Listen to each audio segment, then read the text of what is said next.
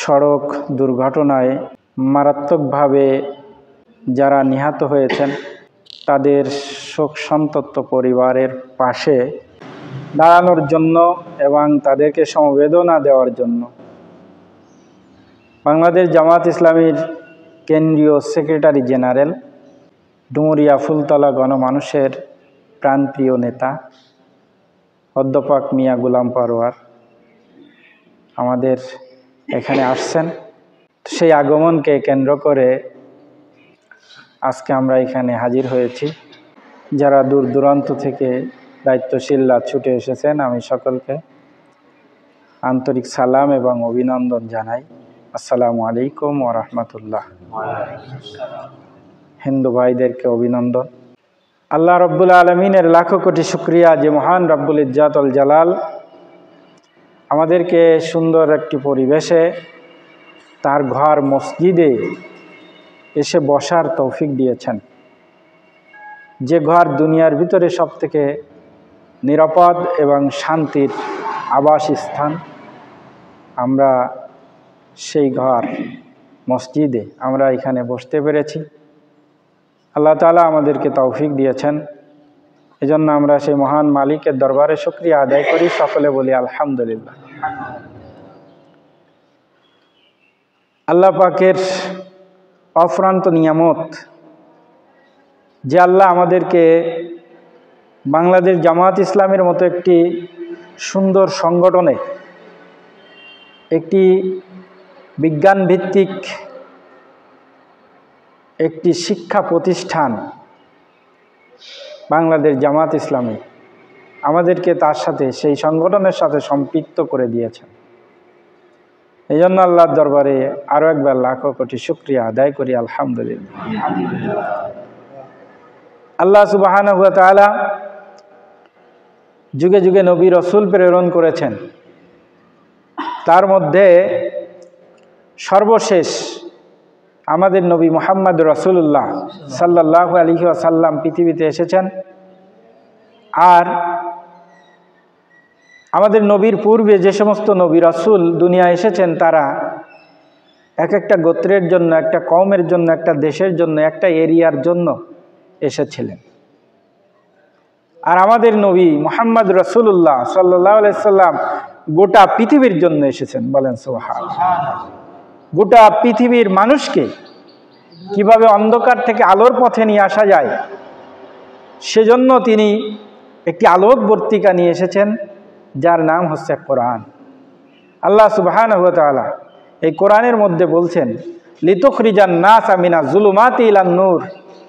আল্লাহ তাআলা বলছেন যে এই কোরআনের মাধ্যমে তোমরা জাহিলিয়াত থেকে মানুষদেরকে অন্ধকার থেকে আলোর পথে নিয়ে আসো।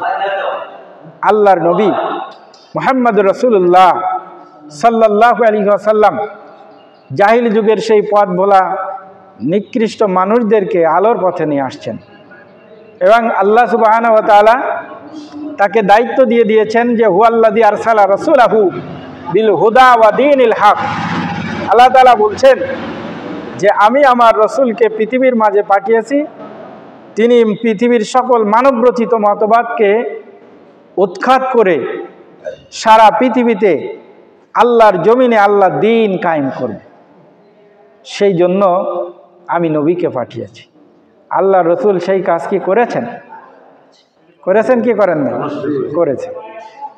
গোটা সমাজ, গোটা পৃথিবীর মানুষ সে সমাজ দেখেছে এবং এখনও যারা আমরা সেই সমাজ, সেই তারই রেখে যাওয়া আদর্শ আমরা যারা অনুসরণ করি, আমরা দেখতেছি যে পৃথিবীর মধ্যে এমন একটি যুগ কেউ উপহার দিতে পারেনি, কোনো মানুষ উপহার দিতে পারেনি, যেটা আল্লাহ রসুল দিয়েছেন। আর আল্লাহ রসুল সেই যুগ আসার পরে তিনি বলেছেন, খয়রুল কুরুনি করনি, সর্বোত্তম যুগ হচ্ছে আমার যুগ। আল্লাহর নবীর যুগ হচ্ছে সর্বোত্তম যুগ, যে যুগে নবী করিম সাল্লাল্লাহু আলাইহি ওয়াসাল্লাম যে সমাজ উপহার দিয়েছিলেন, এরকম একটা সমাজ যদি আমাদের এই বাংলাদেশে কায়েম হয়, তাহলে এখানে একটি সোনালী সুন্দর সুখী সমৃদ্ধ একটি সোনার বাংলাদেশ হবে। আর নবীর আদর্শের বাইরে আমরা যদি হাজার হাজার বছর চেষ্টা করি, তারপরেও এ দেশকে আমরা শান্তিময়, সুন্দর এবং ন্যায় এবং ইনসাফ ভিত্তিক সোনার বাংলাদেশ আমরা গড়তে পারব না। আর যারা এর বিপক্ষে অবস্থান করবে, যারা অন্যভাবে চেষ্টা করবে, আল্লাহ তাআলা তাদের সম্পর্কে সূরা তুরের মধ্যে আল্লাহ তাআলা দিক নির্দেশনা দিয়েছেন। এবং যারা এর বিরোধিতা করেছে, যারা এই ইসলামী আন্দোলনকে, ইসলামী সমাজকে যারা পৃথিবীতে কায়েম করতে চায় না, যারা এর বিপক্ষে অবস্থান নিয়েছে, তাদের সম্পর্কে আল্লাহ তাআলা এখানে কঠোর হুঁশিয়ারি উচ্চারণ করেছে। আমরা সেখান থেকে একটু আলোচনা করি। তো এখানে আল্লাহ তাআলা বলছেন, ফাযাক্কির ফামা আনতা বিনি'মাতি রাব্বিকা বিকাহিন ওয়ালা মাজনুন আম ইয়াকুলুনা শাইরুন নাতারাব্বাসু বিহি রাইবাল মানুন কুল তারাব্বাসু ফাইন্নী মাআকুম মিনাল মুতারাব্বিসিন আম তা'মুরুহুম আহলামুহুম বিহাযা আম হুম কওমুন তাগুন আম ইয়াকুলুনা তাকাওয়ালাহু বাল্লা ইউমিনুন ফালিয়াতু বিহাদিসিম মিসলিহি ইন কানু সাদিকিন। আল্লাহ সুবহানাহু ওয়া তাআলা সূরা তুরের 29 নম্বর আয়াত থেকে 34 নম্বর আয়াত আমি তেলাওয়াত করলাম। এখানে আল্লাহ তাআলা ইসলামী আন্দোলনের বিপক্ষে যারা অবস্থান করতেছে তাদেরকে কিভাবে কঠোর হুঁশিয়ারি দিচ্ছেন, এখানে আল্লাহ তাআলা সে কথা তুলে ধরেছেন। তো এই সূরাটা এমন এক সময় নাজিল হয়েছে, সেই সময় সম্পর্কে আমরা একটু জানি। নবী করিম সাল্লাল্লাহু আলাইহি সাল্লাম যখন ইসলামী আন্দোলন শুরু করলেন, মক্কায় মানুষদেরকে দাওয়াত দিতে লাগলেন, আর নবীর কাফেলায় মানুষ শামিল হতে লাগলো। তখন কাফের মুশরিকরা, কুরাইশরা তারা নবীকে বিভিন্নভাবে গালিগালাজ করতে লাগলো, ঠাট্টা বিদ্রুপ করতে লাগলো, জঙ্গি বলতে লাগলো, কবি বলতে লাগলো। কোরআন তেলাওয়াত করতেছে, কুরাইশরা, কাফের মুশরিকরা বলতেছে, বাহ, মুহাম্মদ সাল্লাল্লাহু আলাইহি সাল্লাম তো ভালো সুন্দর কবিতা জানে। বলেন নাউজুবিল্লাহ। ভালো সুন্দর কবিতা পড়তেছে, সে তো গণক হয়ে গেছে, সে তো দার্শনিক হয়ে গেছে। এরকমভাবে কবি, তারপরে জাদুকার, পাগল ইত্যাদি ইত্যাদি বলে গালিগালাজ করা শুরু করে দিল। তখনই এই সূরাটা নাজিল হয়। আজকে দেখেন, বাংলাদেশের জমিনে ইসলামী আন্দোলন যখন শুরু হলো, আন্দোলন শুরু হওয়ার সময় আমরা ছোটবেলায় দেখেছি, তারা বলতো যে আমরা শুনেছি মোল্লা দৌড়ছে মসজিদ পর্যন্ত, একথা বলতো না? তারপরে তাদেরকে জামাত ইসলামীকে তারা গুরুত্ব দিত না। একটা প্রোগ্রাম হলে মিডিয়ায় প্রচারের জন্য মিডিয়া সাংবাদিকদেরকে তাদেরকে যে তোষামতি করা লাগতো, যে আমাদের এই মিটিংটা হয়েছে, তোমরা একটু পত্রিকায় দাও, এরকম বলা লাগতো। তারপরেও তারা দিতে চাইতো না, জামাত ইসলাম হুজুররা আবার কি করবে, এরকম বলতো। এরপরে যখন আরেকটু বড় হলো সংগঠন, তখন ওরা কিন্তু বিভিন্ন রাজাকার ইত্যাদি ইত্যাদি গালিগালাজ করা শুরু করে দিল। ওরা একটু কঠোর হলো। এরপরে 4 দলীয় জোটের মাধ্যমে যখন জামাত ইসলামী সরকার গঠন করলো বিএনপির সাথে ঐক্যবদ্ধ হয়ে, তখন 2টা মন্ত্রণালয় দিল, 2 জনকে মন্ত্রীর দায়িত্ব দিল, 2 জন লোক 3টা মন্ত্রণালয় দায়িত্ব পালন করল, শিল্পমন্ত্রী, কৃষিমন্ত্রী আর সমাজ কল্যাণ মন্ত্রণালয়। এই 3টা দায়িত্ব পালন করে সারা বিশ্বে দেখাই দিল যে দুর্নীতি মুক্ত সমাজ কিভাবে গঠন করা যায়, তার একটি উজ্জ্বল দৃষ্টান্ত আমাদের এই নেতৃবৃন্দ রেখে গেছেন। বলেন ঠিক কিনা? রেখে গেছে। এবার যখন এটা রেখে গেল, এইবার কিন্তু জামাত ইসলামীর প্রতি মরিয়া হয়ে গেল। এদেরকে যদি এইভাবে সুযোগ দেওয়া হয়, তাহলে এ দেশ এদের দখলে চলে যাবে, আর এদের দখলে যখন চলে যাবে, চাঁদাবাজি থাকবে না, ছিনতাই থাকবে না, রাহাজানি থাকবে না, খুন গুম থাকবে না, জিনা ব্যভিচার থাকবে না, কোনো অন্যায় কাজ এই সমাজের মধ্যে থাকবে না। এরকম চিন্তা করে তারা এবার ষড়যন্ত্র করলো, জামাতকে কিভাবে ঘায়েল করতে হবে, তাদেরকে কিভাবে ধ্বংস করে দিতে হবে। তারই পরিকল্পনা অনুযায়ী আমাদের শীর্ষ নেতৃবৃন্দদেরকে ফাঁসির মঞ্চে ঝুলিয়ে তারা হত্যা করল। বিনা অপরাধে তাদেরকে হত্যা করা হলো। আমাদের আল্লামা দেলোয়ার হোসেন সাঈদীকে তারা কি সুপরিকল্পিতভাবে হত্যা করেছে।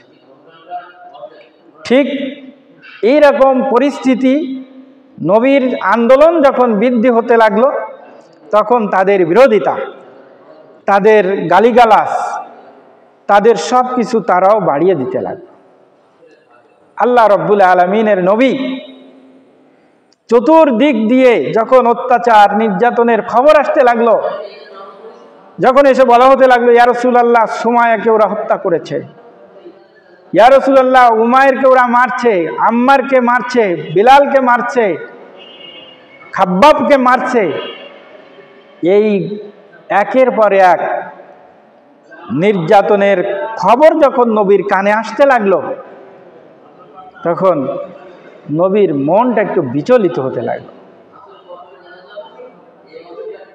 তখন নবী করিম সাল্লাল্লাহু আলাইহি ওয়াসাল্লামের কাছে এই আয়াতে কারিমা নাজিলের মাধ্যমে আল্লাহ তাআলা বললেন, 29 নম্বর আয়াত সূরা তুর, এখানে আল্লাহ তাআলা বলছেন, ফাযাক্কির ফামা আনতা বিনি'মাতি রাব্বিকা বিকাহিন ওয়ালা মাজনুন। হে নবী, আপনি উপদেশ দিতে থাকুন। আমি আল্লাহ তাআলা বলতেছি যে আপনি কবিও নন, গণকও নন। আমি আল্লাহ সাক্ষী, ওরা আপনাকে কবি বলতেছে, ওরা আপনাকে গণক বলতেছে, কিন্তু আমি সাক্ষী দিচ্ছি, আমি আল্লাহ তাআলা সাক্ষ্য দিচ্ছি, আপনি গণক নন, আপনি কবিও নন, আপনি জাদুকারও নন। বলেন সুবহানাল্লাহ। অতএব আপনি উপদেশ দিতে থাকুন। ওরা আপনার বিরোধিতা করতেছে, আপনি ওদের বিরোধিতার মোকাবেলায় আপনিও ওদের সাথে, ওরা যে নিষ্ঠুর আচরণ করতেছে আপনিও এটা করতে যেয়েন না। আপনাকে মারছে, আপনি ওর প্রতিশোধ নিতে যেয়েন না। আপনি কি করেন? ফাযাক্কির, উপদেশ দেন। কি দেবে? উপদেশ। উপদেশ দিতে থাকুন। আমি আল্লাহ বলে দিলাম, আপনি কবি না, আপনি গণক না, আপনি উপদেশ দেন। আজকে বাংলাদেশের যে দীর্ঘ 17টি বছর জামাত ইসলামের পরে যে নির্যাতন নিষ্পেষণ আসলো, আজকে সময় এসেছে তার প্রতিশোধ নেওয়ার। আসছে না? সেরকম একটা সময় এসে গেছে। আমরা এখন ইচ্ছা করলে প্রতিশোধ নিতে পারি, কিন্তু আল্লাহ তো আমাদেরকে নিষেধ করছে। আল্লাহ বলছে প্রতিশোধ নেওয়ার দরকার নাই, ফাযাক্কির, উপদেশ দাও, প্রতিশোধ নিও না। ওরা যে আমিরে জামাত মাওলানা মতিউর রহমান নিজামীকে হত্যা করেছে, আমি আল্লাহ তাআলা যেন আজকেও যেন সেই কোরআনের ভাষায় বলতেছে যে আমি আল্লাহ সাক্ষী দিচ্ছি ওরা নির্দোষ। বলেন সুবহানাল্লাহ। পৃথিবীর সমস্ত মানুষ সাক্ষী দিচ্ছে ওরা নির্দোষ। আজকে আদালতের মাধ্যমে যে নিরপরাধ মানুষগুলোকে, নির্দোষ মানুষগুলোকে ফাঁসিতে ঝুলিয়ে হত্যা করা হয়েছে, তাদের নির্দোষ আজকে প্রমাণ হয়েছে না হয় নাই? হয়েছে। আল্লাহ তাআলাও যেন বলছে যে আমিও সাক্ষী দিচ্ছি ওরা নির্দোষ। অতএব প্রতিশোধ নেওয়ার দরকার নাই। যারা এই কাজগুলো করেছে তাদের পরে হায়নার মতো ঝাঁপিয়ে পড়ার দরকার নাই। ফাযাক্কির, আপনি উপদেশ দিতে থাকুন। নবীকে বলছেন, আর আল্লাহর নবীর উম্মাত আমরা, সেই নবীর আদর্শ অনুসরণ করে আমরা চলি। এই জন্য আমাদের আমিরে জামাত বলছে কারো প্রতি কোনো প্রতিশোধ নেওয়ার দরকার নাই। ফাযাক্কির, উপদেশ দিতে থাকো, উপদেশ দিতে থাকো। দেখেন কোরআনের বাস্তবতার সাথে বর্তমান ইতিহাস কিভাবে মিলে যায়। ফাযাক্কির অর্থাৎ আমরা এই আয়াতে কারিমার মধ্যে মাধ্যমে আমরা বুঝতে পারলাম যে ওরা যতই যা বলুক না কেন, ওরা পাগল, গণক, জাদুকার, কবি ইত্যাদি ইত্যাদি যা বলে বলুক, কিন্তু আমরা একটা সঠিক একটা সত্য নিষ্ঠা এবং সঠিক সহি ইসলামী আন্দোলনের মধ্যে আমরা রয়েছি,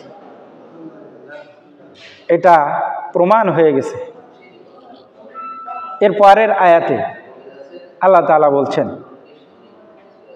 আমি ইয়াকুলুনা শাইরুন নাতারাব্বাসু বিহি রাইবাল মানুন, ওরা নাকি আপনাকে, ওই সমস্ত লোকেরা নাকি, মানে ওই সমস্ত লোক কারা, যারা ইসলামী আন্দোলনের বাইরে, যারা কাফের মুশরিক, তৎকালীন যারা নবীর আন্দোলনের বাইরে ছিল, নবীর আন্দোলনের বাইরে ছিল, তারা ছিল কাফের। ইসলামী আন্দোলনের বাইরে যারা ছিল তারা কি ছিল? কাফের ছিল। আল্লাহ তাআলা বলছেন ওই সমস্ত লোকেরা আপনাকে কবি বলে। আমি ইয়াকুলুনা শাইরুন নাতারাব্বাসু বিহি রাইবাল মানুন, ওরা অপেক্ষা করতে থাকুক, কালের আবর্তনের অপেক্ষা করুক, কালের আবর্তনের অপেক্ষা করুক। মানে কি? অর্থাৎ যারা ইসলামী আন্দোলনের বিরোধিতা করতেছে, ওরা আপনাকে রাজাকার বলতেছে বলুক, ওরা আপনাকে জঙ্গি বলতেছে, মৌলবাদী বলতেছে বলুক, আমাদের কোনো সমস্যা আছে? সমস্যা নাই। আল্লাহ বলতেছে যে আমি ইয়াকুলুনা শাইরুন নাতারাব্বাসু বিহি রাইবাল মানুন, আল্লাহ তাআলা বলতেছেন যে ওরা যারা এই কথাগুলো বলতেছে, যারা ওরা নবীকে গালি দিচ্ছে, নবীর ওয়ারেসদেরকে গালি দিচ্ছে, উলামাদেরকে গালি দিচ্ছে, ইসলামী আন্দোলনের কর্মীদেরকে গালি দিচ্ছে, ওরা অপেক্ষা করুক, কালের আবর্তনের অপেক্ষা করুক। এই কাল ইহকালে এখন আছেন, এই ইহকালে কি চিরদিন থাকা যাবে? পরকালে যেতে হবে না? আল্লাহ তাআলা তাই বলতেছে যে কালের আবর্তনের অপেক্ষা করুক। ওরা এখন দুনিয়ার জগতে আছে, ওদেরকে তো পরকালের জগতে আসা লাগবে, লাগবে কি লাগবে না? আল্লাহ তাআলা সেই কথা বলছে, আমি ইয়াকুলুনা শাইরুন নাতারাব্বাসু বিহি রাইবাল মানুন, ওরা কালের আবর্তনের অপেক্ষা করুক, ওরা একদিন না একদিন আমার কাছে আসবে। আল্লাহ তাআলা সূরা বাকারার মধ্যে বলছেন, কাইফা তাকফুরুনা বিল্লাহি ওয়া কুনতুম আমওয়াতান ফাহিয়াকুম সুম্মা ইউমীতুকুম সুম্মা ইহয়ীকুম সুম্মা ইলাইহি তুরজাউন। ও দুনিয়ার মানুষ, তোমরা কিভাবে ইসলামী আন্দোলনের বিরোধিতা করো, কিভাবে আল্লাহর নাফরমানি করো। যারা ইসলামী আন্দোলনের বিরোধিতা করে, যারা নবীর বিরোধিতা করে, যারা উলামাদের বিরোধিতা করে, তারা আল্লাহর নাফরমানি করে, ঠিক কিনা বলে? তা আল্লাহ তাআলা বলছে তোমরা কিভাবে আমার নাফরমানি করো? তোমাকে তো আমি আল্লাহ জীবিত করেছি, মৃত্যু থেকে তোমাকে বাঁচাইছি, তোমার কোনো আকার আকৃতি এই পৃথিবীর জগতে ছিল? আল্লাহ তাআলা সূরা দাহারের মধ্যে বলছেন, হাল আতা আলাল ইনসান হিনুম মিনাদ দাহার লাম ইয়াকুন শাইআম মাযকুরা। আল্লাহ তাআলা বলছেন যে দুনিয়ায় তোমার কোনো নাম নিশানা আকার আকৃতি কিচ্ছুই ছিল না। ইয়াখরুজু মিন বাইনিস সুলবি ওয়াত তারাইব খুলিকা মিন মাইন দাফিক ইয়াখরুজু মিন বাইনিস সুলবি ওয়াত তারাইব। আল্লাহ তাআলা বলছে তোমাকে এক ফোঁটা নাফাক পানি দিয়ে আমি আল্লাহ তাআলা বানাইছি, তোমার আকার আকৃতি সৃষ্টি করেছি, তোমাকে আমি বড় করেছি, তোমার একটা নাম হয়েছে, সমাজের মধ্যে তোমার গ্রহণযোগ্যতা আমি আল্লাহ সৃষ্টি করে দিয়েছি। বলেন সুবহানাল্লাহ। আমি তোমাকে এত কিছু করলাম, তুমি কিভাবে আমার নাফরমানি করো? করতেছো, অপেক্ষা করতে থাকো, করতেছো পারো, কিন্তু কালের আবর্তনের অপেক্ষা করো, তোমাকে আমার কাছে একদিন ফিরে আসতে হবে। সুম্মা ইলাইহি তুরজাউন, অবশ্যই আমার কাছে ফিরে আসতে হবে।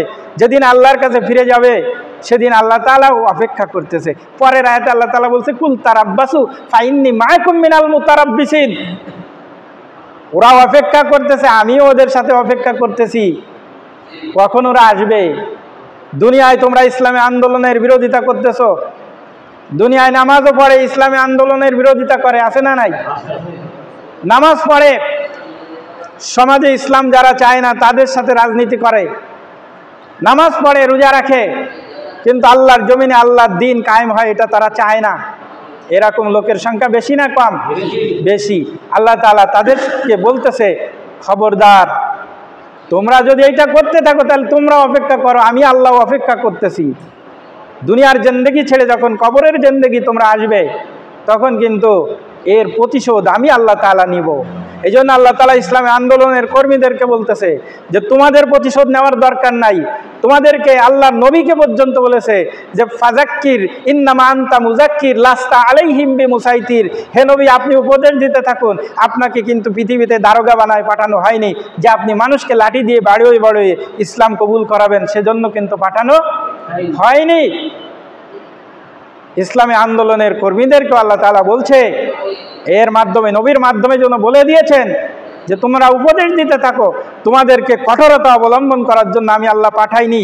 ওরা তোমাদের সাথে যা করতেছে, ওরা কালের আবর্তনের অপেক্ষা করুক, ওরা আসুক, এই কাল এহকালের থেকে পরকালীন জগতে ওরা আসুক, আমিও অপেক্ষা করতেছি।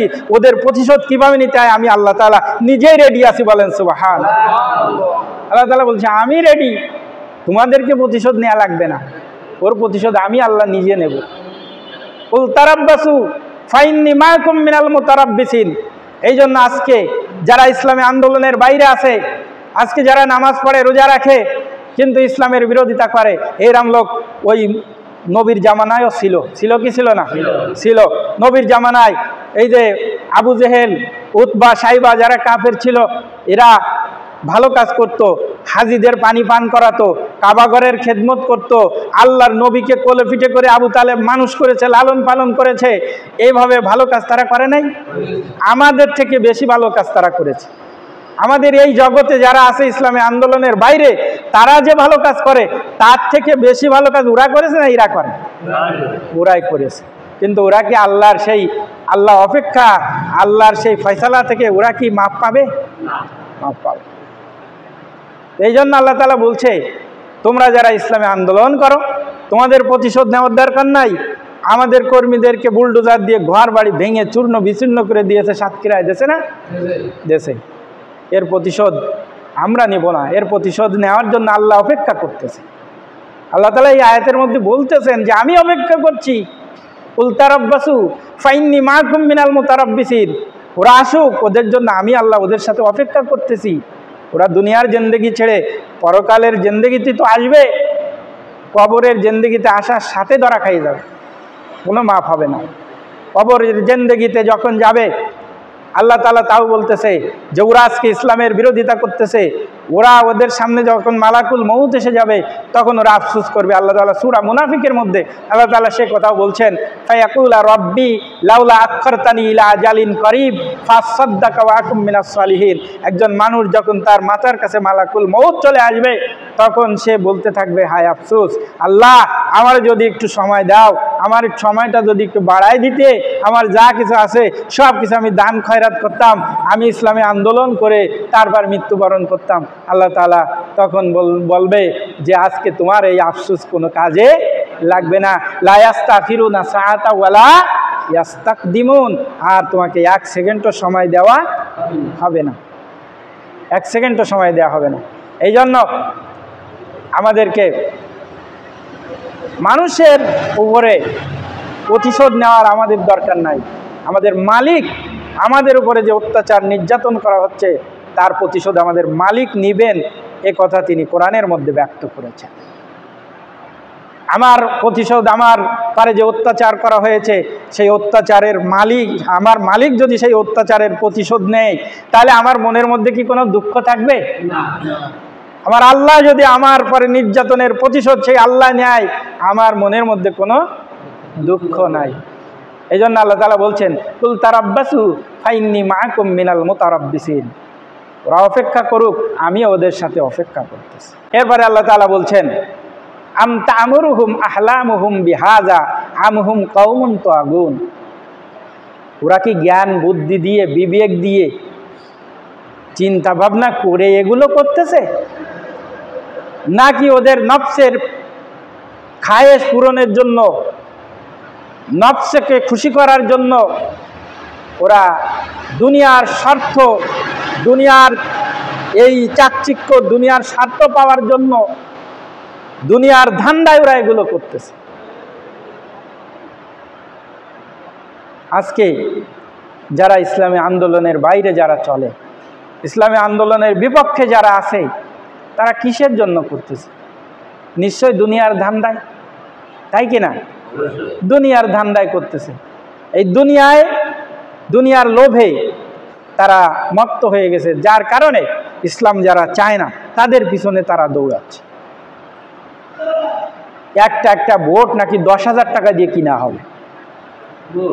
একটা ভোট বলতেছে যে একটা ভোট 10,000 টাকা দিয়ে কিনবে। তো এই 10,000 টাকা পাওয়ার ধান্দায় যদি আপনি আমি চলে যাই, তাহলে আল্লাহ যে ফয়সালা দেওয়ার জন্য অপেক্ষা করতেছে, সেই অপেক্ষাকৃত আল্লাহ তাআলা যাদের জন্য অপেক্ষা করতেছে তাদের কাতারে আমরা পড়ে যাব কি যাব না? কুল তারাব্বাসু ফাইন্নী মাআকুম মিনাল মুতারাব্বিসিন, আমরা তাদের কাতারে পড়ে যাব।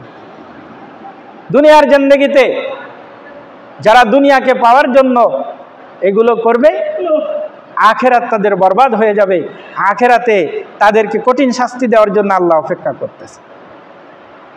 এই জন্য এরা যখন দুনিয়ার লোভ লালসা যখন এদের সামনে এসে যায়, তখন এদের মেধা, এদের জ্ঞান, এদের বিবেক, এদের বুদ্ধি কোনো কাজে লাগে না।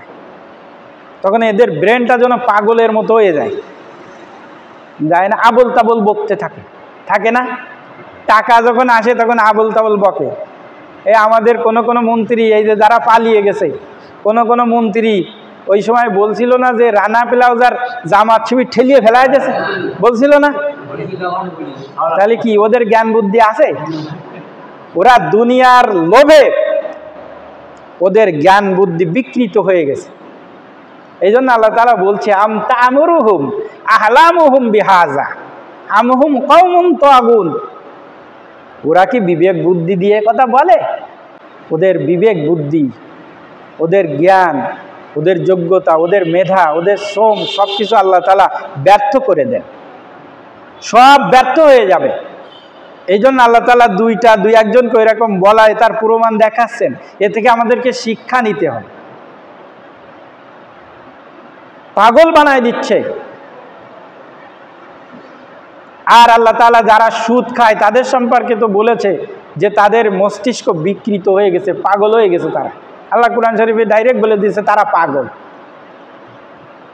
আল্লাযীনা ইয়াকুলুনা রিবা লা ইয়াকুমুনা ইল্লা কামা ইয়াকুমুল্লাযী ইয়াতাখাব্বাতুশ শাইতানু মিনাল মাস যালিকা বিআন্নাহুম ক্বালু ইন্নামাল বাই'উ মিসলুর রিবা ওয়া হাল্লাল্লাহুল বাই'a ওয়া হাররামার রিবা ফামান জাআহু মাউইযাতুম মির রাব্বিহি ফান্তাহা ফালাহু মা সালাফ ওয়া আমরুহু ইলাল্লাহ ওয়া মান আদা ফাউলাইকা আসহাবুন নারি হুম ফিহা খালিদুন।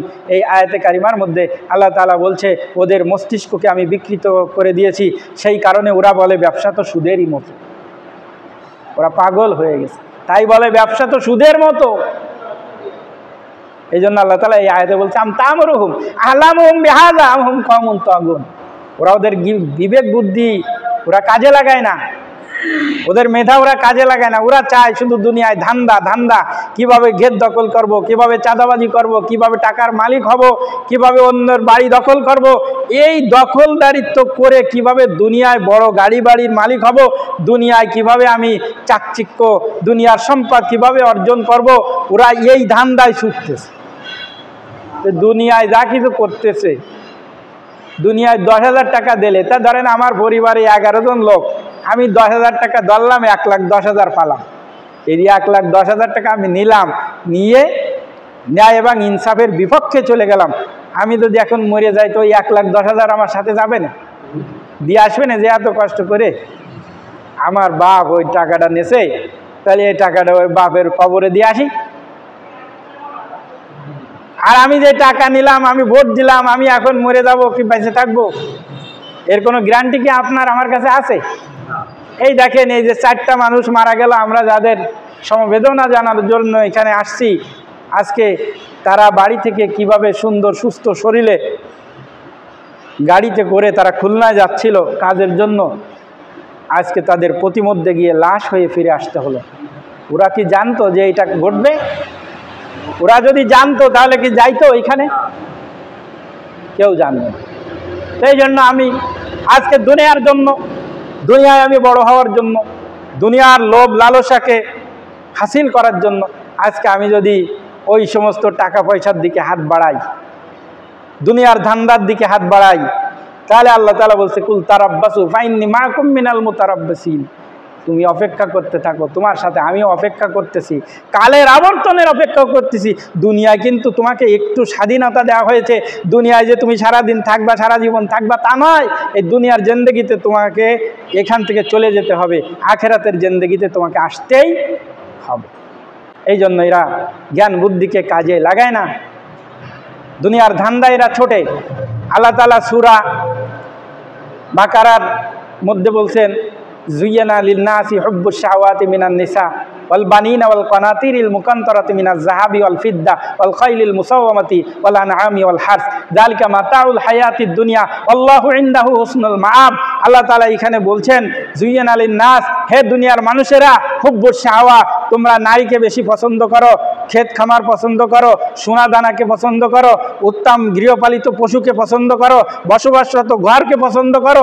আর এই সমস্তের কারণে তোমরা ভুলে গিয়ে তোমরা আল্লাহর দ্বীন কায়েমের জন্য সামনে অগ্রসর হও না।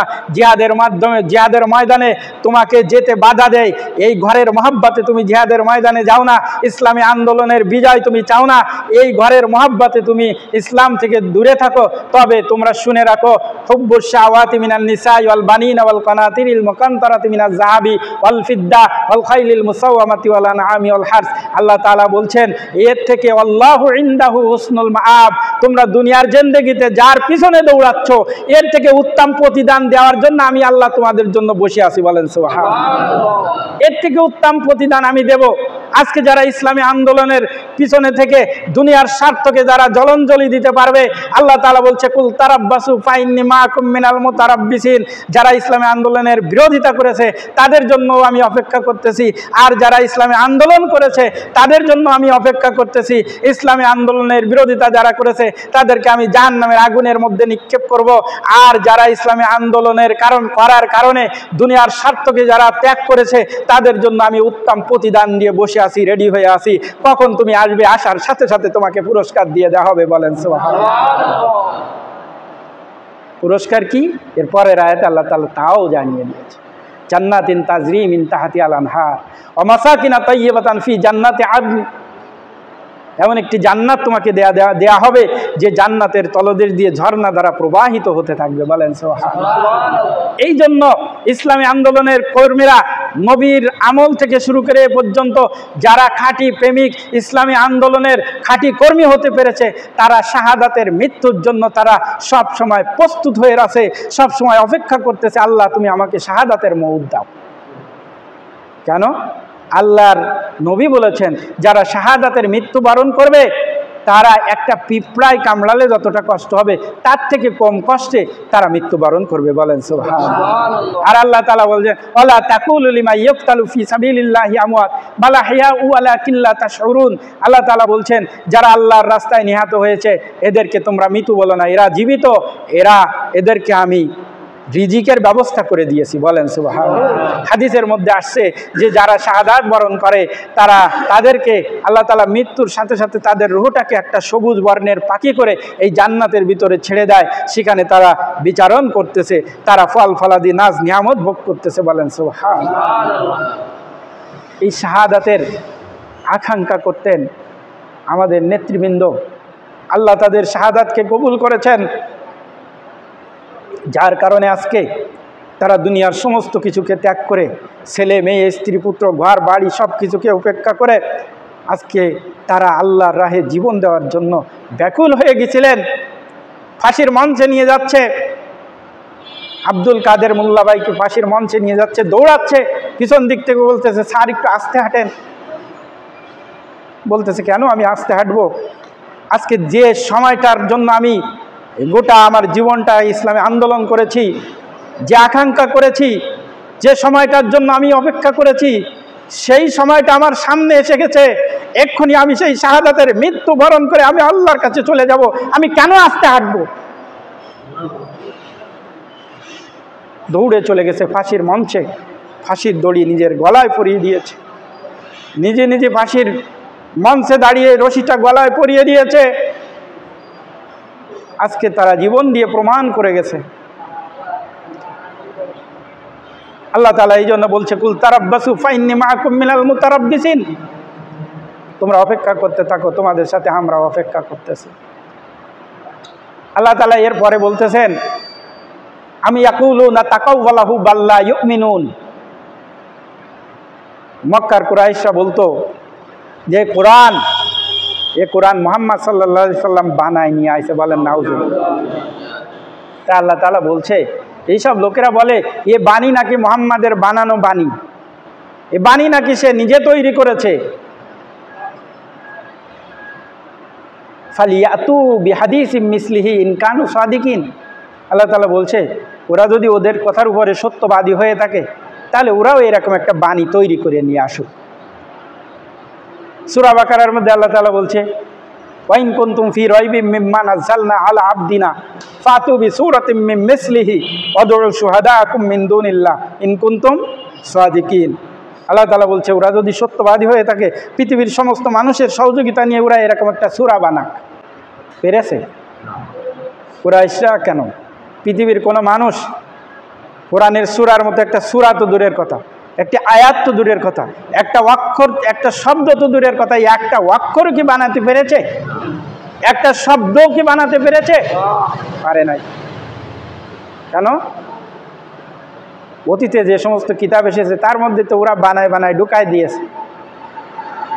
আল্লাহ তাআলা সেই কারণে বলছেন যে এই কোরআন আমি নাজিল করেছি, ইন্না নাহনু নাজ্জালনা যিকরা ওয়া ইন্না লাহু লাহাফিজুন। আল্লাহ তাআলা বলছেন এই কোরআন আমি নাজিল করেছি আর এর হেফাজতের দায়িত্ব আমার। হেফাজতের দায়িত্ব কার? আল্লাহ। এরকম একটা সূরা বানায় নিয়ে আসুক, যদি ওদের কথায় যদি ওরা সত্যবাদী হয়ে থাকে তাহলে এরকম একটা সূরা বানায় নিয়ে আসুক। কেউ কি পেরেছে বানাতে? কেউ পারে না। এই জন্য বাংলাদেশে জামাত ইসলামীর সংবিধান, জামাত ইসলামের গঠনতন্ত্র হচ্ছে আল কোরআন। জামাত ইসলামীর সংবিধান কি? আল কোরআন। এই জন্য কাফের মুশরিকরা শত চেষ্টা করলেও বাংলাদেশ থেকে ইসলামী আন্দোলনকে নিশ্চিহ্ন করতে পারবে না। ওরা বিগত 17 বছরে পারেনি, ইনশাল্লাহ আর কখনো ইসলামী আন্দোলনকে বাংলার জমিন থেকে মুছে ফেলাতে পারবে না। বরং আল্লাহ তৌফিক দিলে ইসলামী আন্দোলনের কর্মীরা ঐক্যবদ্ধ হয়ে বাংলার জমিন থেকে বাতিলকে মুছে ফেলানো হবে। এরপরে আল্লাহ তাআলা 35 নম্বর আয়াতে বলছেন, আম খুলিকু মিন গায়রি শাইইন আম হুমুল খালিকুন। আল্লাহ তাআলা এই আয়াতে বলছেন যে ওরা কি মনে করেছে ওরা নিজেরাই নিজে নিজে সৃষ্টি হয়েছে? ওদের কোনো সৃষ্টিকর্তা ওদেরকে সৃষ্টি করে নাই, ওরা নিজে নিজে সৃষ্টি হয়েছে? নাকি ওরা নিজেরাই নিজেদের স্রষ্টা? আল্লাহ তাআলা বলছেন যে ওরা যে এত কিছু বলার পরে ওরা থামে না, এত ভয় ভীতি আল্লাহর নবী ওদেরকে দিচ্ছে, পরকালের ভয়, জাহান্নামের ভয়, আখেরাতের ভয়, কিয়ামতের ভয়, এই যে ভয়গুলো তাদেরকে দিচ্ছে, তারপরেও বিরোধিতা থামতেছে না, একের পর এক চলছে। আল্লাহ তাআলা বলছে যে ওরা যে ওদের ভয় ভীতি নাই, ওরা কি মনে করেছে? ওরা কি মনে করেছে যে ওদেরকে কেউ সৃষ্টি করিনি, ওদের কোনো সৃষ্টিকর্তা নেই, ওরা নিজেরা সৃষ্টি হয়েছে, ওদের মৃত্যুর পরে আর কোনো জবাবদিহিতা নেই, ওদের কারো কাছে হিসাব দেওয়া লাগবে না, এটা কি ওরা মনে করেছে? নাকি আম খালাকুস সামাওয়াতি ওয়াল আরদা বাল লা ইউমিনুন, পৃথিবী ও জমিন আসমান সমূহের মধ্যে যা কিছু আছে তা কি নিজে নিজে এমনি এমনি সৃষ্টি হয়েছে, না এর কোনো সৃষ্টিকর্তা আছে? এরা এটা বিশ্বাস করে না। আল্লাহ তাআলা বলছে বাল লা ইউমিনুন। আসল ব্যাপারটা হচ্ছে ওরা ঈমান, ওদের ঈমান নাই। আসল ব্যাপার কি? ঈমান নাই, ওদের ঈমান নাই, যার কারণে তারা এইগুলো করতেছে, ওদের ঈমান নাই। এই জন্য আল্লাহর কোরআন অনুযায়ী, আল্লাহর বিধান অনুযায়ী আমি আপনি যখন ঈমানের দাবিদার, ঈমান এনেছি, এই ঈমান আনার পরে আপনার আমার ইসলামী আন্দোলন থেকে চুল পরিমাণ দূরে থাকার কোনো সুযোগ নাই। আপনি ইসলামী আন্দোলনের বাইরে যাবেন, আপনার ইমান থাকবে না, ইমান চলে যাবে, ইমান চলে যাবে। কোনো মুসলমান ইসলামী দলের বাইরে কোনো দল করার এখতিয়ার নাই, সুযোগ নাই। যে করবে তার ভালো কাজ কোনো কাজে লাগবে না, তার সব বরবাদ, সব কি বরবাদ। কে বলছেন? আল্লাহ বলছেন, ওমাই ইয়াবতাগি গায়রাল ইসলামি দীনান ফালা ইউকবালা মিনহু ওয়া হুয়া ফিল আখিরাতি মিনাল খাসিরিন। আল্লাহ তাআলা এই আয়াতে কারিমার মধ্যে বলছেন, তোমাদের জন্য আমি যে জীবন ব্যবস্থা দিছি, এই জীবন ব্যবস্থা বাদ দিয়ে তোমরা কি অন্য কোনো জীবন ব্যবস্থা, অন্য কোনো দিন তলাশ করে বেড়াচ্ছ? যদি তাই করো তাহলে ফালা ইউকবালা মিনহু, তোমাদের কোনো ইবাদত বন্দেগী, তোমাদের কোনো ভালো কাজ আমি আল্লাহ কবুল করব না, কোনো কিছু কবুল করব না। ওয়া হুয়া ফিল আখিরাতি মিনাল খাসিরিন, আর তোমাদের আখিরাতের জিন্দেগি কিন্তু বরবাদ, আখিরাতের জিন্দেগি কিন্তু ধ্বংস হয়ে যাবে। আর আখিরাতের জিন্দেগি ধ্বংস করে যাওয়ার জন্য আমি আল্লাহ অপেক্ষা করতেছি। আখিরাত বরবাদ হয়ে যাবে, অনন্ত জীবন বরবাদ হয়ে যাবে। এই জন্য দুনিয়ার জিন্দেগি, দুনিয়ার এই গাড়ি, দুনিয়ার এই সময়টা একটা ট্রেন ধরে নেন। এই ট্রেনে আমরা উঠছি, এই ট্রেনে উঠে আমরা পরকালের জীবনে, আমরা পরকালের জন্য যাত্রা শুরু করেছি। এই ট্রেন পরকালের স্টেশনে যাই থামবে, মৃত্যুর স্টেশনে থামবে। এই ট্রেনে উঠে আমি মৃত্যুর যাত্রী হয়ে আজকে আমার জীবনকে আমি অতিবাহিত করতেছি। দিন যাচ্ছে, আমার জীবন বাড়তেছে না কমতেছে? হায়াত বাড়তেছে না কমতেছে? কমতেছে। এই যত দিন যাচ্ছে আমি মৃত্যুর দিকে এগোচ্ছি, আমার স্টেশনের দিকে এগোচ্ছি।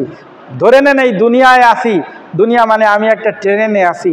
এখন যদি কেউ যদি আপনার ঢাকা থেকে, ওই খুলনা থেকে ঢাকায় ট্রেনে যান, বা সিলেটে যান, বা বিভিন্ন কোনো দেশে যান, কোনো জায়গায় যান, তাহলে যে সিটের আপনি টিকিট কাটবেন, আপনি উঠে কি ওই সিটটাকে পরিষ্কার পরিচ্ছন্ন, আপনি যদি মনে করেন যে সিটটা ময়লা হয়ে গেছে, আপনি যদি ওইটা বের করে নিয়ে ওইখানে কাঁচা শুরু করে দেন, তাহলে আপনারা মানুষ কি বলবে? পাগল বলবে না? যে একটু পরে নামিয়ে যাবে, এ বেটা ইয়ে করতেছে কেন? তো ওই রকম আমরা দুনিয়ার এই সামান্য জিন্দেগিতে আমরা দুনিয়ার জন্য এত কিছু করতেছি, তাহলে আমাদের জ্ঞান বুদ্ধি কি আছে?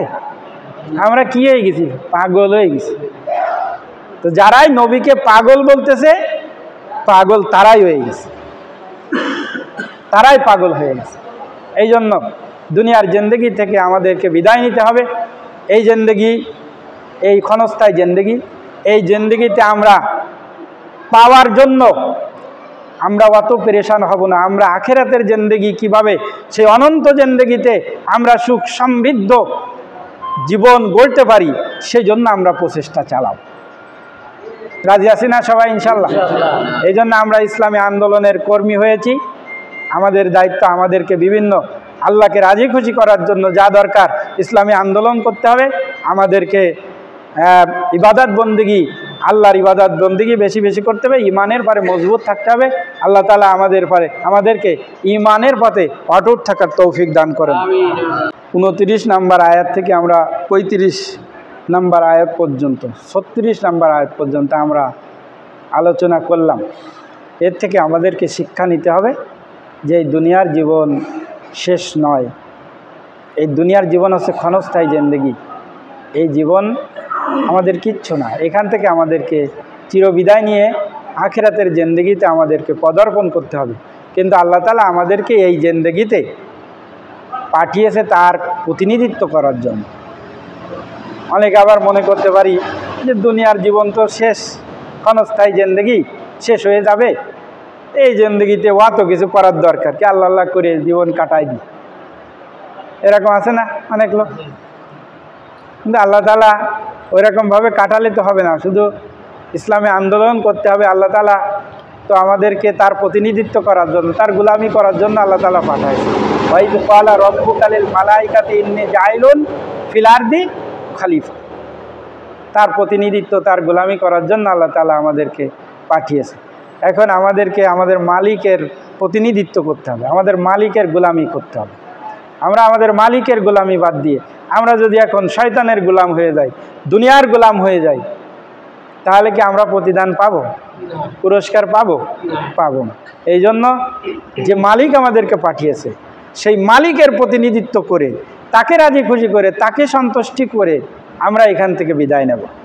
তাহলে আমাদের সেই অনন্ত জিন্দেগি সুন্দর হবে, সুখময় হবে। তো এই জন্য সেই মালিকের প্রতিনিধিত্ব করার জন্য আজকে আমাদের এত কিছু করা, ইসলামী আন্দোলন করা, ইসলাম সমাজে কায়েম করার জন্য আমাদেরকে মরিয়া হয়ে চেষ্টা করা, আমাদেরকে জান দেওয়া, জীবন দেওয়া, শহীদ হওয়া, এই সব কিছু আল্লাহর দেয়া দায়িত্ব পালন করার জন্যই আমরা করি। কি বলেন? তো এই জন্য আমাদেরকে এই দায়িত্ব পালনের জন্যই সামনে যে সুযোগ আসতেছে, যে নির্বাচন আসতেছে, এই নির্বাচনের জন্য আমাদেরকে কাজ করতে হবে। নির্বাচনের জন্য আমাদেরকে কাজ করতে হবে। ন্যায় এবং ইনসাফ ভিত্তিক সমাজ প্রতিষ্ঠার জন্যই আল্লাহ তাআলা আমাদেরকে প্রতিনিধি করে পাঠিয়েছে। সেই প্রতিনিধিত্ব করার জন্য আমাদেরকে ঐক্যবদ্ধ হয়ে আমাদেরকে চেষ্টা করতে হবে। আমরা যে সকল কর্মীরা এখানে উপস্থিত আছি, আমাদের নিজ নিজ এলাকায় প্রতিদিন, এখন থেকে প্রতিদিন গণসংযোগ করতে হবে। প্রতিদিন প্রতিটা বাড়ি বাড়ি আমাদেরকে যেতে হবে, যে আমাদের প্রার্থীর পক্ষে সালাম জানাতে হবে, মানুষদেরকে দাঁড়িপাল্লার পক্ষে আসার জন্য দাওয়াত দিতে হবে। এই কাজের মধ্য দিয়ে আমরা আমাদের দায়িত্ব হচ্ছে, আমরা হচ্ছে এই ইউনিয়নের মানুষ। আল্লাহ তাআলা আমাদের এই ইউনিয়নের এই পরিসরে আমাদের দায়িত্ব দিয়েছে। ওয়ার্ড দায়িত্বশীলকে ওয়ার্ডের দায়িত্ব, ওই সীমাবদ্ধতা ওয়ার্ডের মধ্যেই তার দায়িত্ব। সারা বাংলাদেশ কি হলো কি না হলো তার জবাব কিন্তু আমাকে দেওয়া লাগবে না, আপনাকে দেওয়া লাগবে না। লাগবে? লাগবে না। আমার দায়িত্ব কতটুকু সেইটা আমি পালন করেছি কিনা, এর জবাব দিয়ে আল্লাহর কাছে করা লাগবে। এই জন্য আমাদের ইউনিয়নটাকে আমরা কিভাবে ইসলামী আন্দোলনের শক্তিকে আমরা বিজয় করতে পারি, সেজন্য আমাদের আজকে থেকে, এখন থেকে আমাদের প্রতিদিন ভোটার যোগাযোগ করতে হবে, প্রতিদিন গণসংযোগ করতে হবে, ভোটার যোগাযোগ করতে হবে, বাড়ি বাড়ি যেতে হবে, মা বোনদের কাছে যেতে হবে, ভাইদের কাছে যেতে হবে, বুঝাতে হবে। আজকে আমাদের নমিনির কোনো ত্রুটি দোষ খুঁজে পাচ্ছে না, বলতেছে, সেই কারণে বলতেছে ওয়ার ভাই এনে দাঁড়াচ্ছে না, সাতক্ষীরে চলে যাচ্ছে। তারপরে কি, সেক্রেটারি জেনারেল উনি তো 2-3টা আসনে দাঁড়াবে, তা আমাকে আসনে নাই না দেখলে তাতে কিছু হবে না, অন্য কটায় তো দিতে যাবেন, এই একটু লবি সাহেবের পক্ষে একটু কাজ করো। এরকমভাবে বিভিন্ন, কেউ আবার বলতেছে ওরে যা করিস তা করিস, একটা ভোট 10,000 টাকা দিয়ে কিনবো। কত টাকা? একটা ভোট 10,000 টাকা দিয়ে কিনবো। তাই একজন বলতেছে একটা ভোট 10,000 টাকা করে হিসাব করে যখন নেতার কাছে দেবে, ওটা তো সব নেতার পকেটে থাই যাবে, ভোটাররা কি দেবেন? ভোটাররা কি দেবেন? এটি কত করা কঠিন। এই জন্য এবারের নির্বাচন হক এবং বাতিলের বিরুদ্ধে নির্বাচন। হক একদিকে, হক আর একদিকে বাতিল, এই নির্বাচন হবে। বাংলার জমিনে হাজার হাজার ওলিয়ে কামেল বাংলার জমিনে শুয়ে রয়েছে। বিভিন্ন দেশ থেকে এখানে ছুটে এসে বাংলার এই জমিনে তারা ইসলামকে বিজয় করেছে, ইসলামের দাওয়াত, ইসলামের মিশন তারা এখানে নিয়ে চলে এসেছে। আজকে তারা বাংলার আনাচে কানাচে শুয়ে আছে। শাহজালালের বাংলাদেশ, খানজাহানের বাংলাদেশ, আমরা আল্লাহর ওলিদের শয়নসজ্জায় বাংলাদেশ। এই বাংলাদেশে আমাদেরকে এবার সিদ্ধান্ত নিতে হবে যে এই বাংলাদেশে হক থাকবে নাকি বাতিল থাকবে। আমরা যারা মুসলমান বাংলাদেশে সবাই মিলে যদি ঐক্যবদ্ধ হয়ে যায়, তাহলে এখানে বাতিলের কোনো ঠাঁই হবে না, বাতিলের ঠাঁই হবে না। এই জন্য বিভিন্ন উলামায়ে কেরাম, বিভিন্ন ইসলামী দলগুলো আজকে সবাই একজোট হয়ে কাজ করার যে সুর ভেসে আসতেছে, আমরা আল্লাহর কাছে সব সময় নামাজের পরে দোয়া করতে থাকবো, আল্লাহ তুমি আমাদের উলামায়ে কিরামদেরকে এক বানায় দাও। এই দোয়া আমাদেরকে করতে হবে। আর আল্লাহর কাছে দোয়া করতে হবে। আল্লাহ তাআলা তার নবীকে দোয়া শিক্ষা দিয়েছিলেন, রব্বি আদখিলনি মুদখালা সিদ্দিকি ওয়া আখরিজনি মুখরাজা সিদ্দিক ওয়া জাআলনি মিন লাদুনকা সুলতানান নাসিরা। আল্লাহ তাআলা তার নবীকে শিক্ষা দিয়েছিলেন, ও নবী আপনি এই দোয়া করে আমার কাছে রাষ্ট্র ক্ষমতা চান, আপনি চান আমি রাষ্ট্র ক্ষমতা দিয়ে দেব। বলেন সুবহানাল্লাহ। এই জন্য আমাদেরকে কাজও করতে হবে, আল্লাহর কাছেও সাহায্য চাইতে হবে। রাষ্ট্র ক্ষমতা আল্লাহর কাছে চাইতে হবে। কার কাছে চাইতে হবে? আল্লাহর কাছে চাইতে হবে। এই জন্য আজকের এই আলোচনা থেকে, আজকের এই কোরআন থেকে আমরা যে শিক্ষা নিলাম, আমরা আল্লাহর জমিনে আল্লাহর দ্বীন কায়েমের জন্য আমরা পৃথিবীতে এসেছি। আমাদের দায়িত্ব, এই দায়িত্ব আমরা যথাযথভাবে পালন করব এবং আমরা আমাদের এই ইউনিয়নে বাতিলকে পরাজিত করে হক কালেমার পতাকাকে আমরা এখানে উড্ডীন করব। আমাদের এই ইউনিয়নে আমরা ইসলামের পতাকাকে বিজয় হিসাবে আমরা ঘোষণা দিতে চাই। সবাই রাজি আছি তো ইনশাআল্লাহ? আল্লাহ তাআলা আমাদের সকলকে তৌফিক দান করুন। আমিন। আখির দাওয়ানা আনিল হামদুলিল্লাহি রাব্বিল আলামিন। এখন এই আয়াতের পরে, এই আলোচনার পরে যদি কারো কোনো প্রশ্ন থাকে তাহলে সে প্রশ্ন করতে পারে।